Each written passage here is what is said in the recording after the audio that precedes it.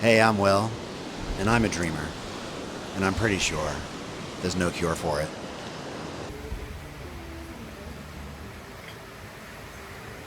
My dream for many years has been to be a writer. That's the dream I've been pursuing for decades now, sometimes meeting with strong hints of success right around the next corner. Other times, quite often, my writing projects meeting with nothing but silence in response. Nobody cares. But I think, or rather, I hope, that we all have some great dream within us, whether or not we've discovered it yet. Some grand goal for something we want to accomplish with our one shot at being alive. Something that we're driven to do from some place deep within us that we can't deny. For me, it goes back always to being a teenager with cancer, and I think a lot about my amazing team of doctors and nurses who put in this great effort to save my life at the best hospital in the world, Johns Hopkins. And I think about my family and everything that they went through, and I think about my own journey through all of that. And what I often think is, I want to do something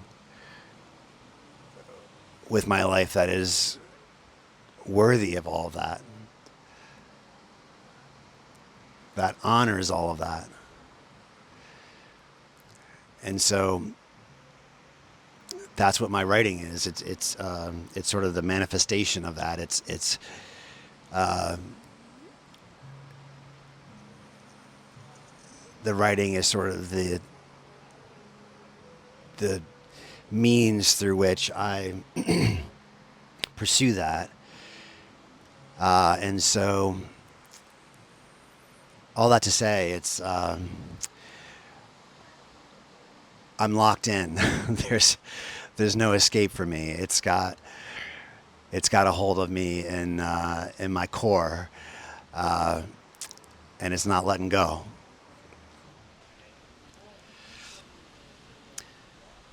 And so after all these years and years of effort, I am grateful that I've had some hints of success. My very first screenplay that I ever wrote had a production company in New York interested for a while, and then it got me my manager in LA, and I kept writing and eventually got into my very favorite, very first choice screenwriting program in all the world, UCLA screenwriting. Meetings with production companies, television companies, film companies, ultimately a feature screenplay in development for years, actually, at my very first choice production company in all the world. Talk of casting and getting so close, and then one day it just withered. Same thing in the novel space. I've tried my hand at novel writing and had literary editors interested and wanting to see more, and this is really good stuff, and then again it withers. So a lot of hints of success, a lot of almost try again, keep pushing for years of this.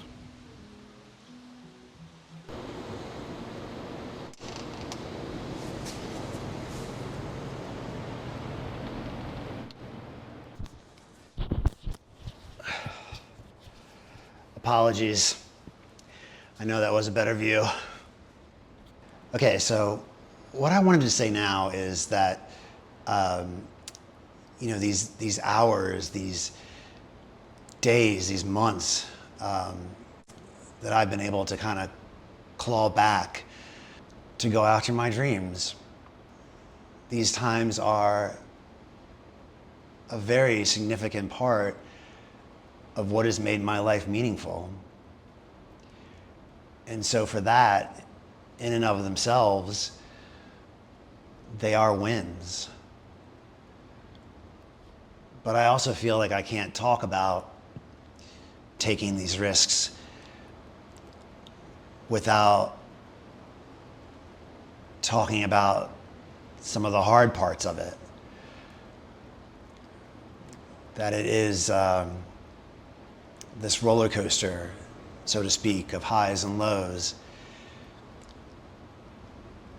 And so the other thing that all of these times of taking these risks have ultimately been in my life is they've been failures. All failures. When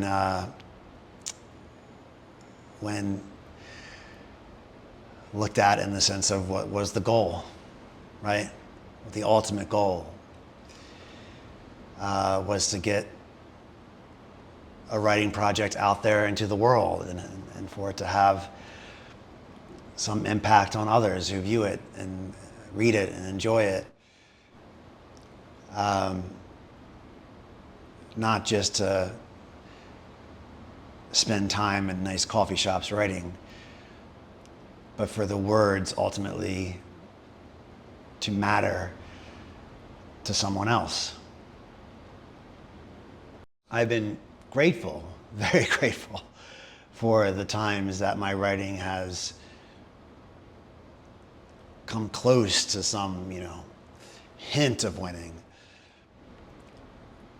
If not the least of which because it helps me to still believe that I am still tethered to reality. Having some other people say that my writing is good, it just needs this, it just needs that, helps me to, keep from thinking that I'm insane for continuing to pursue this. But also a lot of times the thought that I have is, maybe I am not completely detached from reality, but I think often I don't understand the world I live in.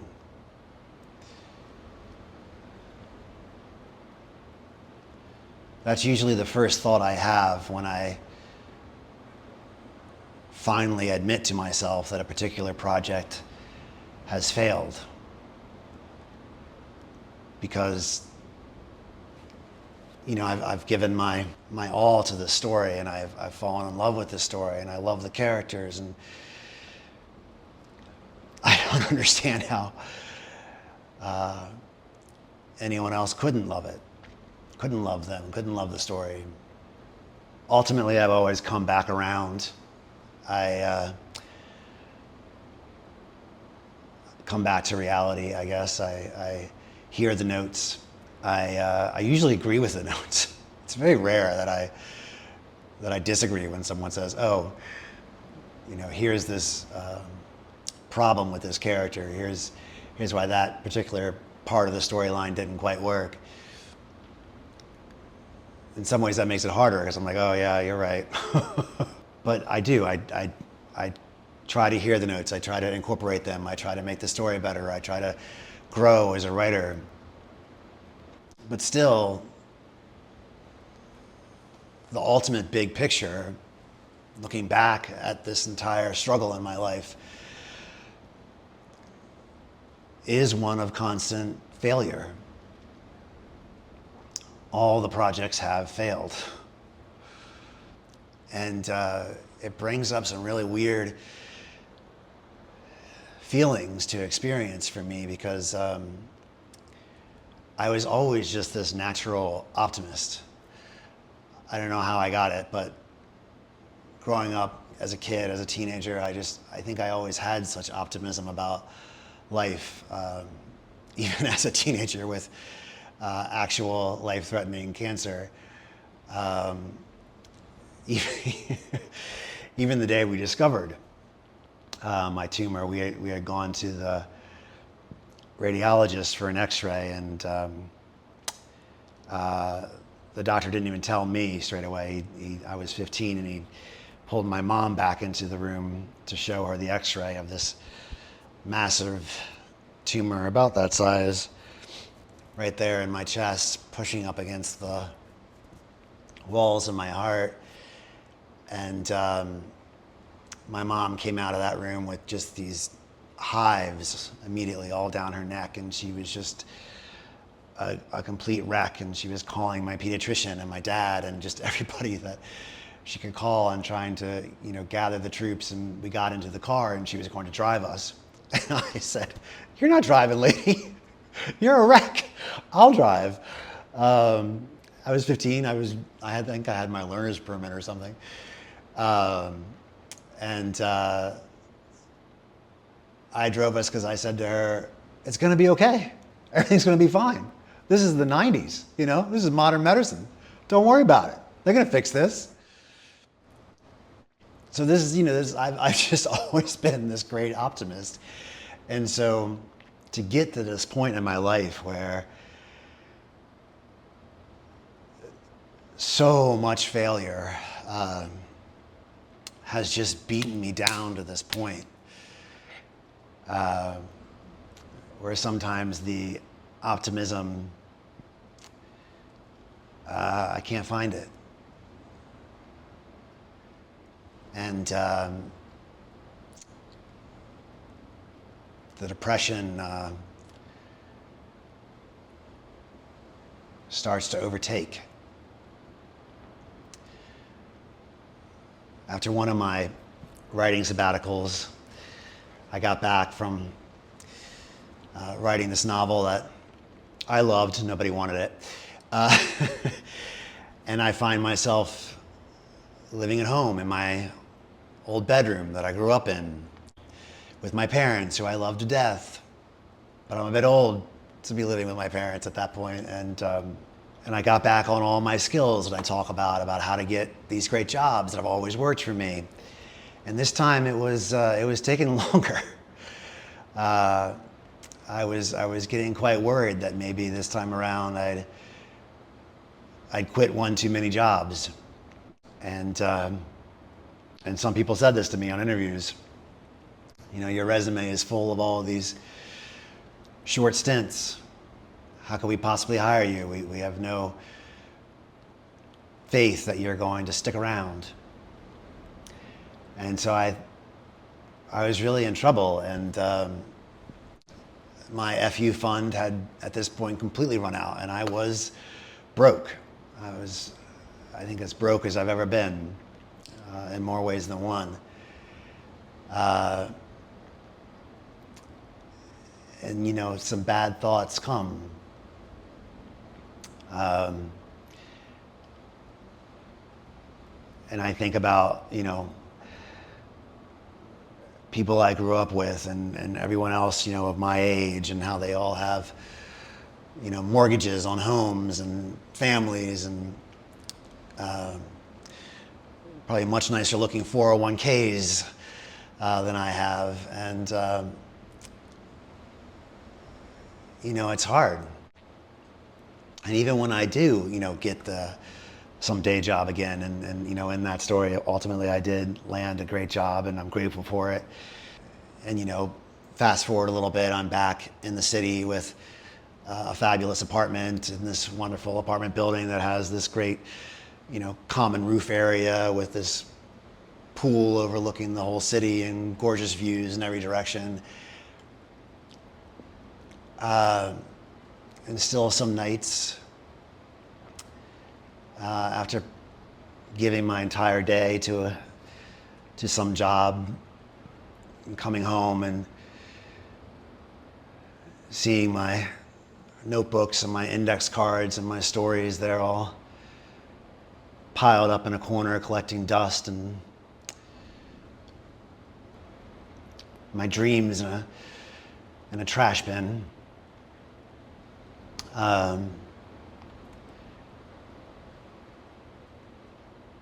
Even with, that great job and that gorgeous roof, there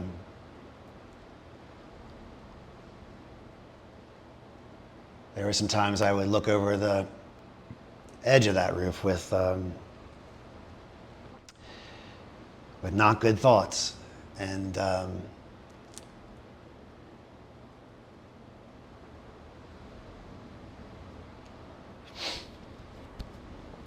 depression and jealousy can do some bad things.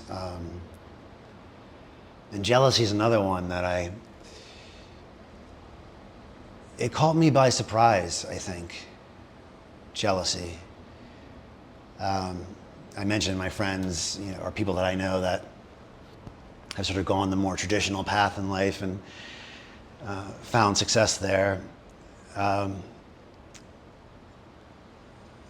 also very grateful to know and to have friends that have found great success on the path of building their dreams. Friends making movies, friends making TV shows, some of them pretty good. And I honestly didn't think jealousy would come, because I am so genuinely happy for them. Some of these people, they're my favorite people in life. I love them dearly. And I am so grateful that they are out there doing it, making magic happen. So I guess maybe I foolishly thought that happiness for them would stave off my own feelings of jealousy. But jealousy is it's a sickening thing. And I choose that word sickening because it gets in there. It grabs a hold of you and can make you ill. So anyway, it can be quite a roller coaster, all this. If you take this path, if you try these strategies, take these great risks in life, there's a lot of up and downs to it. And I know for a fact in my 20s I would have said to you, well, bring on the roller coaster, I don't want to be bored. I'll take the downs if I can have the ups, And I think I still feel that way. I do. But the thing about this roller coaster is it's not just the ups and downs. It's also the circles. It's looking back on your life and feeling like you're just going round and round in these circles. My circles, I talk with my therapist a fair amount about those. That, taking this great leap to pursue some great dream, failing, needing a day job, striving really hard to get a day job, going back to it, getting a good job, being grateful for it, feeling that gratitude, and then I get a new idea. Some new story catches me, and I start trying again in the mornings and start trying again on the weekends, and then ultimately it's too much. I can't let go of it. I have to go into that great day job and again say those magical, wonderful, scary ass words, I quit, and take that leap again. And I just look back and it's just these circles and circles, like just keep going around and around and again in my life. And that can be pretty depressing too.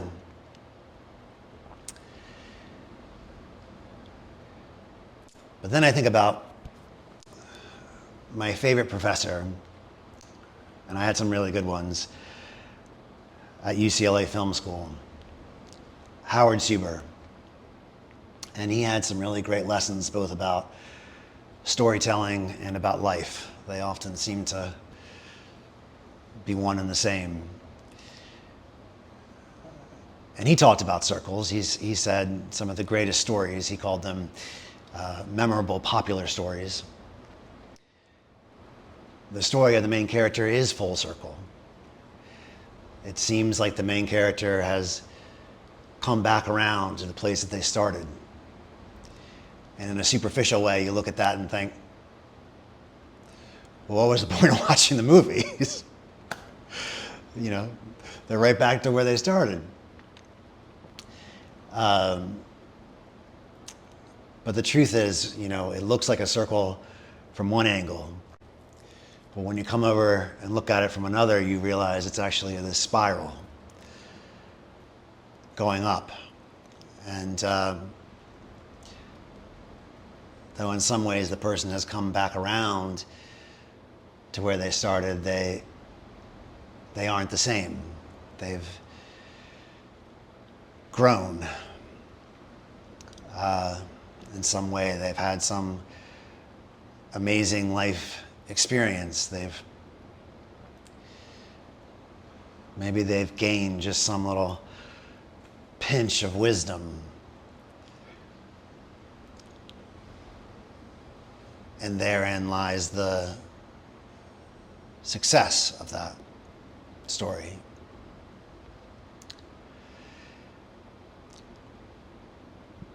And so I think about that with my circles, my roller coaster that's going around in circles, and what a dizzying mess it can be. I think about Howard's lesson, and I think maybe there's some hope in that. Maybe I am spiraling upwards over the long run, even though a lot of times it feels like I'm spiraling downwards. And maybe I am somehow growing. And so I try to hold on to that hope. And I hope you will too, my fellow dreamer. That's just what we got to do, right? Find some hope to pull ourselves up from the ashes and try one more time. So yeah, now I'm trying this. YouTube. Videos about the things that have helped me along the way that I hope might help others. So that's what I'm doing now. Wish me luck, huh? And I wish you luck, my fellow dreamers. And that's all I got, you know? The lessons I've learned from the life I've lived,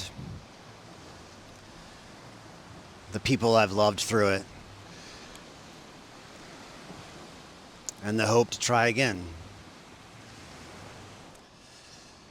One more time, huh?